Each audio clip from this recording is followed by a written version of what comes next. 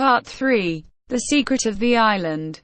Chapter 12. The next day, the 18th of February, was devoted to the exploration of all that wooded region forming the shore from Reptile End to Falls River. The colonists were able to search this forest thoroughly, for, as it was comprised between the two shores of the Serpentine Peninsula, it was only from 3 to 4 miles in breadth. The trees, both by their height and their thick foliage, bore witness to the vegetative power of the soil. More astonishing here than in any other part of the island, one might have said that a corner from the virgin forests of America or Africa had been transported into this temperate zone. This led them to conclude that their superb vegetation found a heat in this soil, damp in its upper layer, but warmed in the interior by volcanic fires, which could not belong to a temperate climate. The most frequently occurring trees were Nories and eucalypti of gigantic dimensions. But the colonists' object was not simply to admire the magnificent vegetation. They knew already that in this respect Lincoln Island would have been worthy to take the first rank in the Canary group, to which the first name given was that of the Happy Isles. Now, alas, their island no longer belonged to them entirely. Others had taken possession of it. Miscreants polluted its shores, and they must be destroyed to the last man.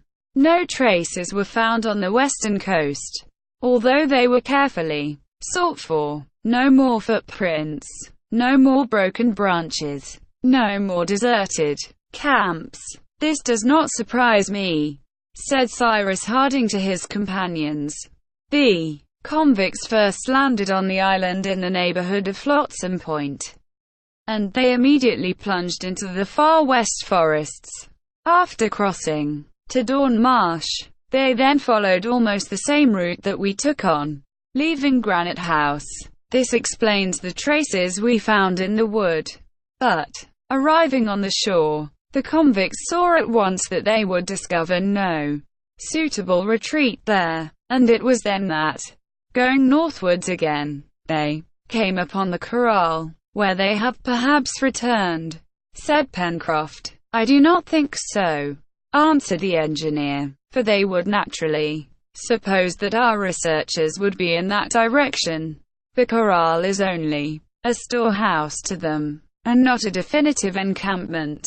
"I am of Cyrus' opinion," said the reporter, "and I think that it is among the spurs of Mount Franklin that the convicts will have made their lair." "Then, Captain, straight to the corral," cried Pencroft. "We must finish them off. Until now we have only lost time."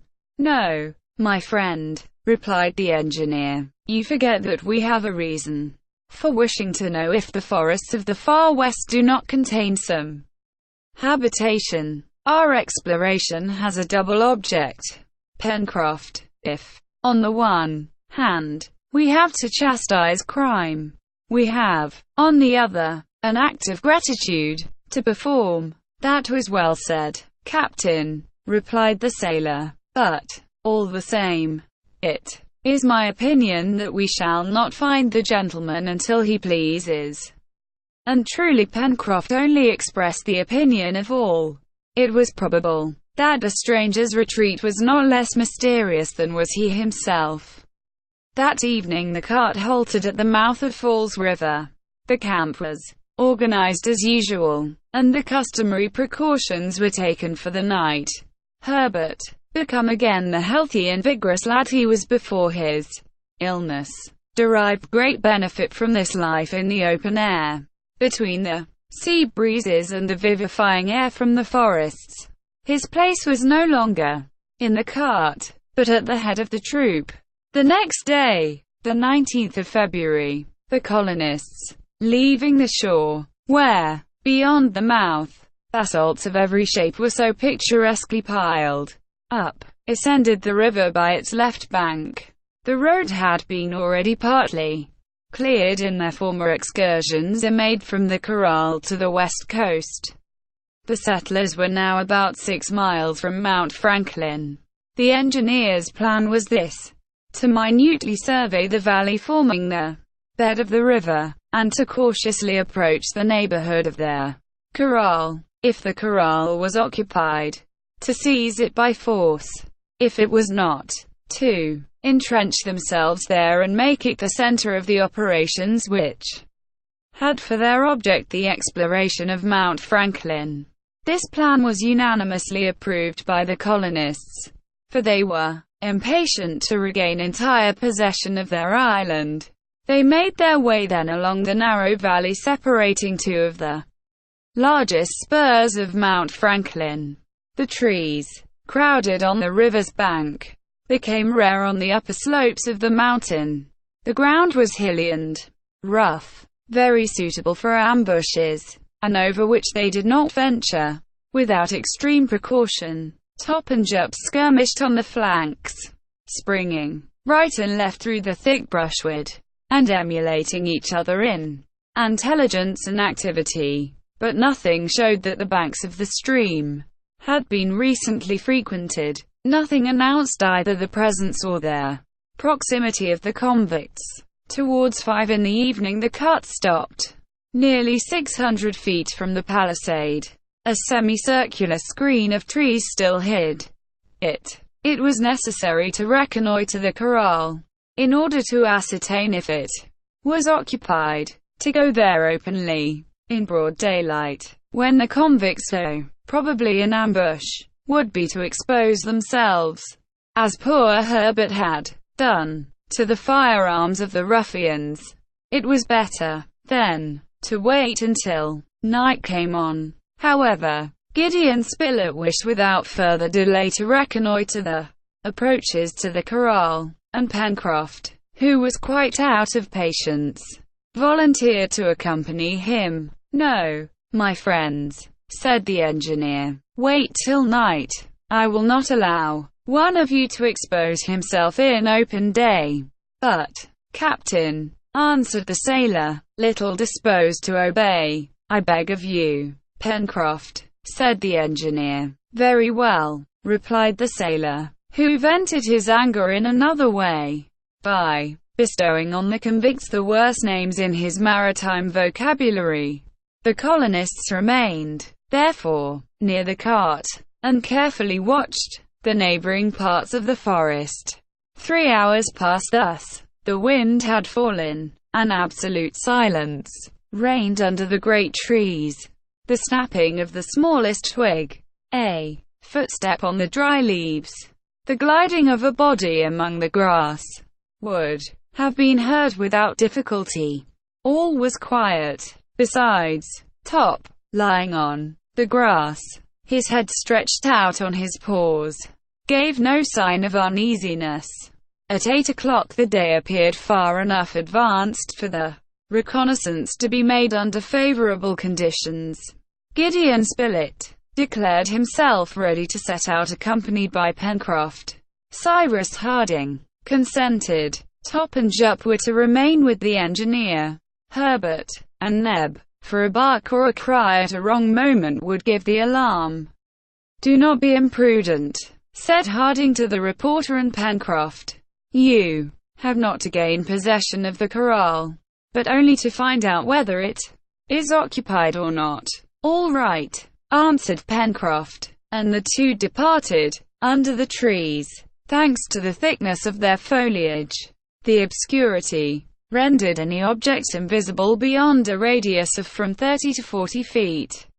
The reporter and Pencroft, halting at any suspicious sound, advanced with great caution. They walked a little distance apart from each other so as to offer a less mark for a shot, and, to tell the truth, they expected every moment to hear a report. 5 minutes after leaving the cart, Gideon Spilett and Pencroft arrived at the edge of the wood before the clearing beyond which rose the palisade. They stopped. A few straggling beams still fell on the field clear of trees. 30 feet distant was the gate of the corral. which appeared to be closed. This 30 feet, which it was necessary to cross from the wood to the palisade, constituted the dangerous zone, to borrow a ballistic term. In fact, one or more bullets fired from behind the palisade might knock over anyone who ventured onto this zone. Gideon Spilett and the sailor were not men to draw back, but they knew that any imprudence on their part, of which they would be the first victims, would fall afterwards on their companions. If they themselves were killed, what would become of Harding, Neb, and Herbert? But Pencroft, excited at feeling himself so near the corral where he supposed the convicts had taken refuge, was about to press forward, when the reporter held him back with a grasp of iron. "In a few minutes it will be quite dark," whispered Spilett in the sailor's ear. "Then will be the time to act."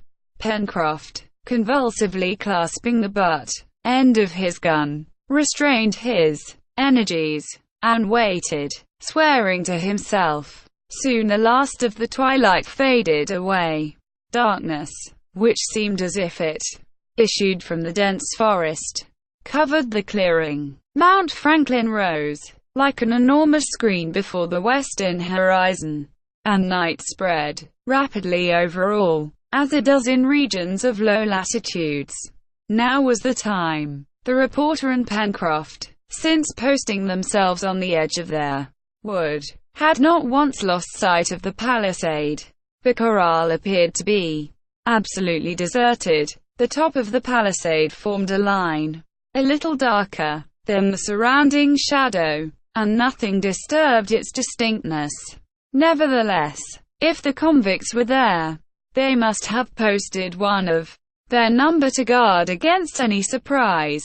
Spilett grasped his companion's hand, and both crept towards the corral, their guns ready to fire. They reached the gate without the darkness being illuminated by a single ray of light.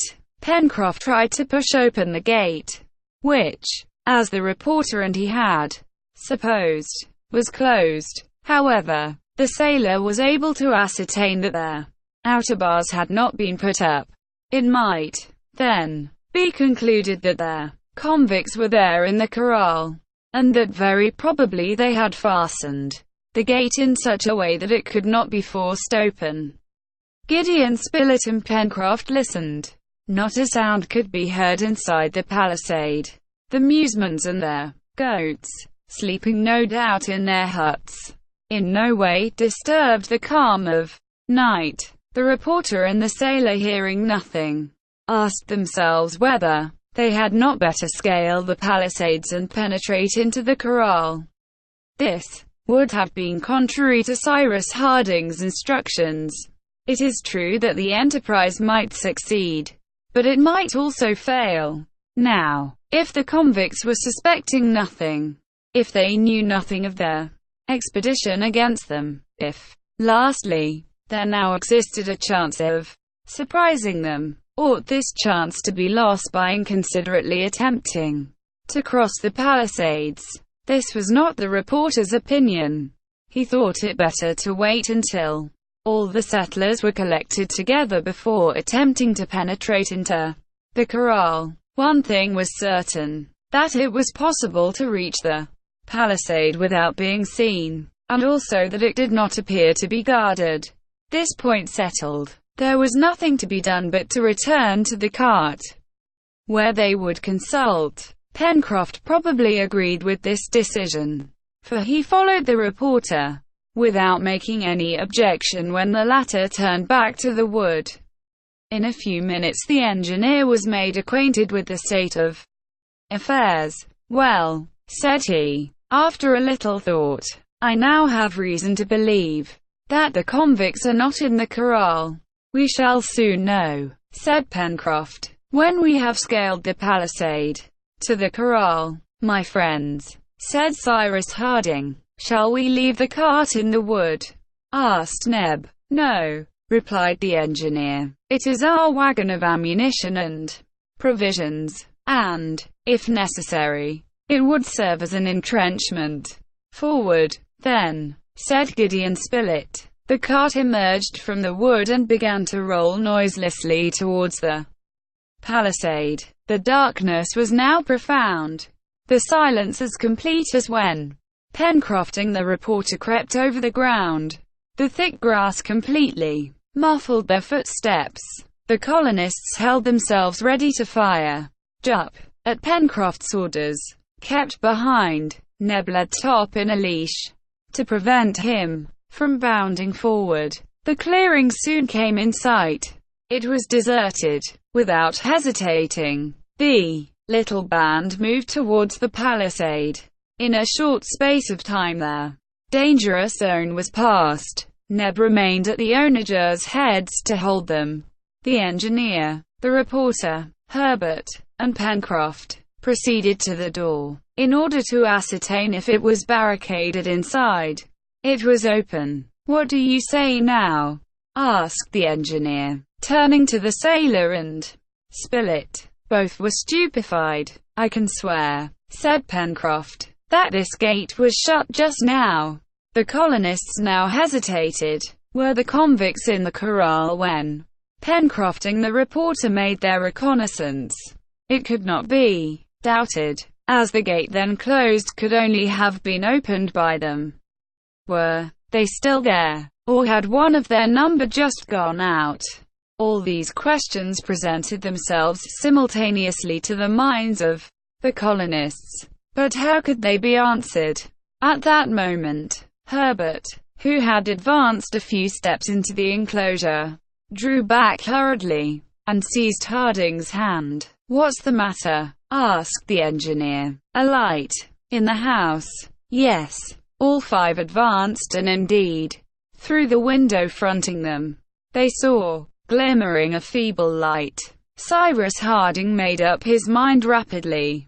"It is our only chance," said he to his companions, "of finding the convicts collected in this house. Suspecting nothing, they are in our power. Forward!" The colonists crossed through the enclosure, holding their guns ready in their hands.